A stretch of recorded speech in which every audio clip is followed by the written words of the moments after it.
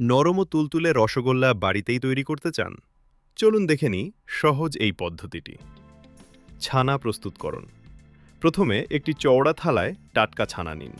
এবার হাতের তালুর নিচের অংশ দিয়ে ৫ থেকে ১০ মিনিট খুব ভালো করে মথুন, যতক্ষণ না ছানাটি একদম মসৃণর নরম হয়ে যায়।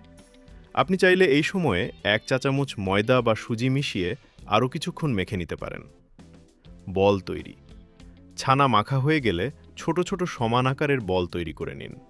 মনে রাখবেন, সিরাপে দেওয়ার পর এগুলো ফুলে প্রায় দ্বিগুণ হবে, তাই বলগুলো ছোট রাখাই ভালো। তবে খেয়াল রাখবেন, বলের গায়ে যেন কোনো ফাটল না থাকে। এবার একটি বড় ও চওড়া পাত্রে ৫ কাপ জল এবং ১.৫ কাপ চিনি মিশিয়ে নিন। মাঝারি আঁচে নাড়তে থাকুন যতক্ষণ না চিনি পুরোপুরি গলে যায়। সুন্দর গন্ধের জন্য সিরাপে কয়েকটি এলাচ দানা দিতে ভুলবেন না। সিরাপ টকবক করে ফুটে উঠলে ছানার বলগুলো সাবধানে একটি একটি করে ছেড়ে দিন। সব বল দেওয়া হলে সাথে সাথেই পাত্রটি ঢাকনা দিয়ে ঢেকে দিন। মাঝারি উচ্চ আঁচে ঠিক ১০ থেকে ১৫ মিনিট রান্না করুন। মনে রাখবেন, এই সময় কিন্তু ঢাকনা একদম খোলা যাবে না। ১৫ মিনিট পর ঢাকনা খুললেই দেখবেন রসগোল্লাগুলো ফুলে একদম স্পঞ্জি হয়ে গেছে। এবার আঁচ বন্ধ করে দিন এবং সিরাপের মধ্যেই ৪ থেকে ৫ ঘন্টা রেখে দিন।